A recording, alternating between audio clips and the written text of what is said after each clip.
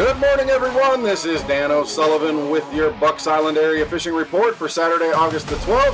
Hey, we're going to be joined today by the usual suspects, Tom, Lee, Josh, and Gentry. We're going to talk a little fishing in your area of the state. We'll be right back with what the guys have to say. Well, good morning, everyone. This is Dan O'Sullivan with your Bucks Island Area Fishing Report for Saturday, August the 12th. Hey, we're joined by Josh Herron, going to talk a little bit of Logan, Martin, and Lay Lake. Josh, what's happening on the middle of the Coosa River right there? We get a little bit of water inflow. Hopefully, it'll help some things out. Smaller fish really haven't been a problem for the past couple weeks on both river systems. You can kind of work in the upper section of the river, and you can go catch a bunch of that 14 to 18 inch fish class. It's fun. Doesn't do you a lot of good in tournaments, but it's just that kind of that middle of the summer suck. Uh, Water temps are really really high, which doesn't help anything. But when it gets this hot, the thermocline really pushes up shallow, so it kind of puts a lot of these fish a lot shallower than you would think. So especially once you get away from the river channel. We've been having quite a few little storm systems come through.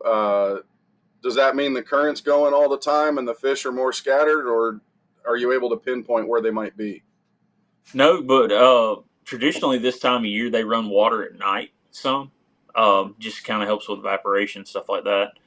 So we're not getting a lot of midday current. It seems like it's either really early in the morning or really late in the afternoon right now. So you can always check your Alabama Power Shoreline app for that. But no, when this water's off, these fish really get out and roam. They don't really have a reason to be anywhere in particular outside of they're just on bait. So your main deals are going to be like in the morning. You can run around and throw like a little toe toter style buzz bait, especially around some of the shallower river grass. Swim a jig, throw a frog a little bit, and then once you kind of roll on where the sun gets a little bit more vertical, you're moving on towards boat dock style fishing, jigs, shaky heads, stuff like that on docks. Brush is always a bonus. And outside of that, man, you can go throw like a little underspin style bait or like a hover shot or a Damiki rig and kind of chase these fish around on bait. There's not a lot of rhyme or reason to it. It's just a lot of looking right now.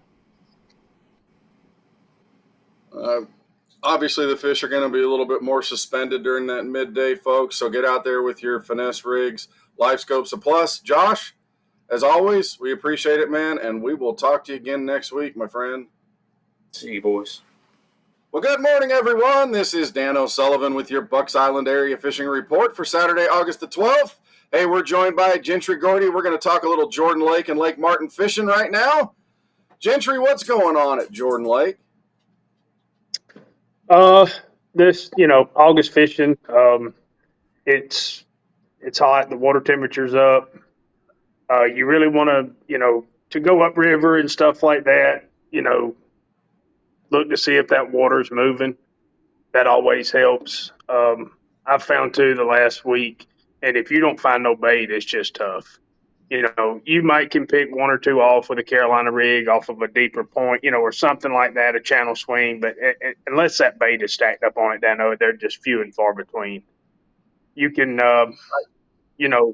from mid-river or mid-lake area, it's just a matter of if they're pulling a little water and can you find that bait.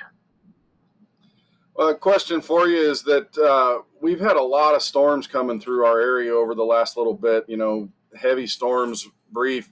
Has that water current, has the flow picked up at all? It's to me, it's hit or miss. It seems like they'll do a steady one generator, which it don't help you down the lake, is a little more current, the further north you go. But the best thing really is just, I think they run it at night. That's why I said first thing in the morning if you want to run up the river, or late in the afternoon.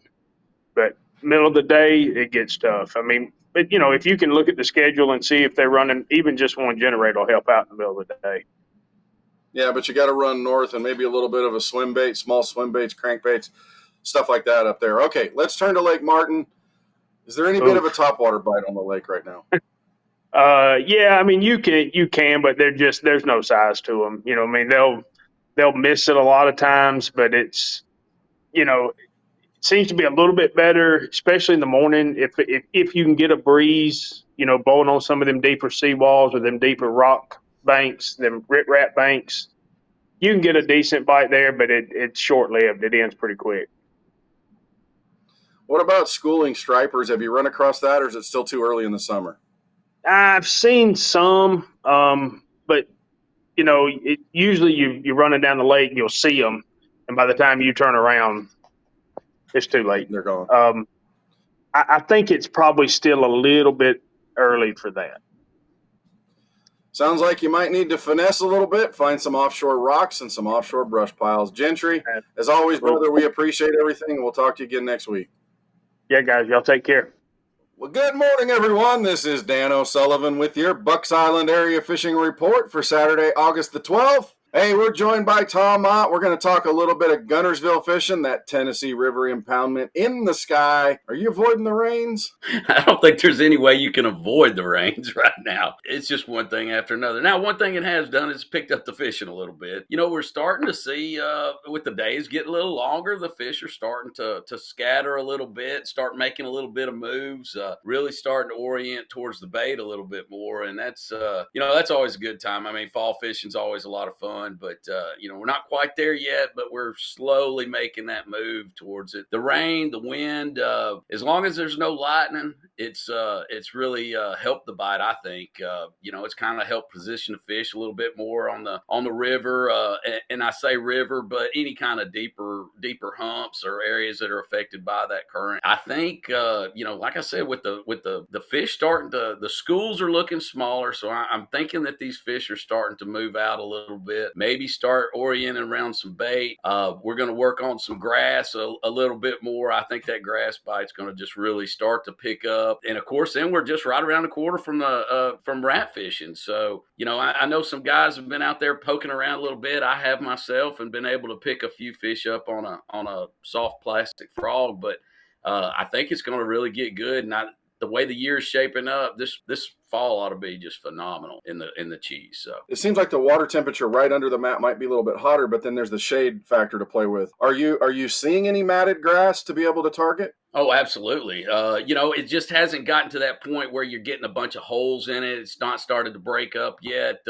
From a flipping standpoint, absolutely. That's a big deal, especially when you get some sun, which we haven't had a whole lot of here lately. But right. I was just going to say, when we get these overcast, windy days, kind of old schooling it with a spinnerbait has been picking up some really nice fish. I mean, it still fools them, and it's an interesting little twist on the summertime fishing over there at Guntersville anyway. Is that a current related deal, or do you just kind of throw it on the edges and around the clumps?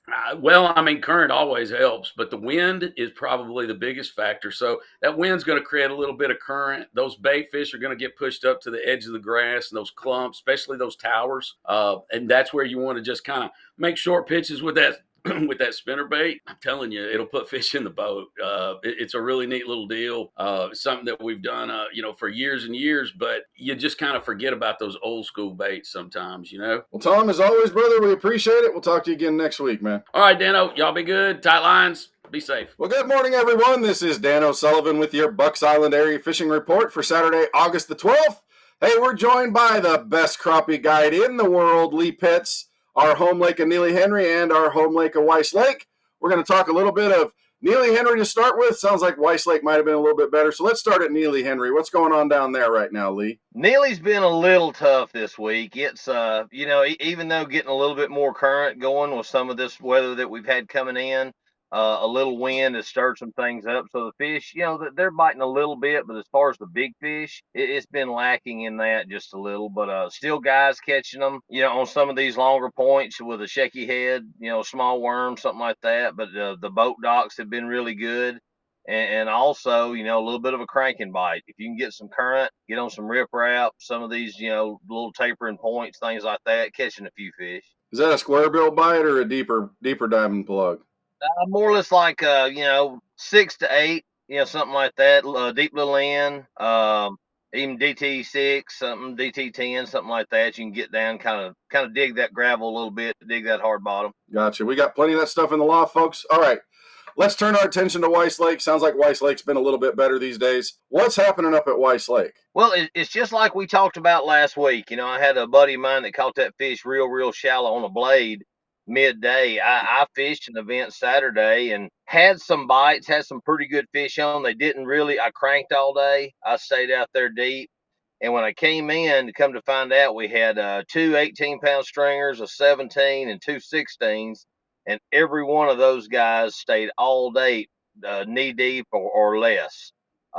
They went way upriver, had a little bit more current upriver, some water coming in, and I think the grass was a little thicker. I talked to one of the guys that had big fish. He had a 6+, and at 12 o'clock, caught it in 1.5 feet of water in some grass on a hollow body frog. I mean, it didn't make any sense. 100-degree weather, water temperature in the mid 80s, and these guys went up there. The ones that caught them in the grass, super shallow, and just slowed down, pitching either Texas rig worm, throwing a frog that they could kind of stop it a little bit and shake it in there, and then flipping boat dock. The shallow boat docks, even back in these pockets that had cover on it, had shade on it, there's going to be a fish on it. Well, sometimes when it gets super hot outside, the only place there's oxygen is super shallow. Lee, thanks a bunch, man. We appreciate everything, and we'll talk to you again next week, brother. All right, man. Be safe. Talk to you next week. Well, that'll do it for our Bucks Island Area Fishing Report for Saturday, August the 12th.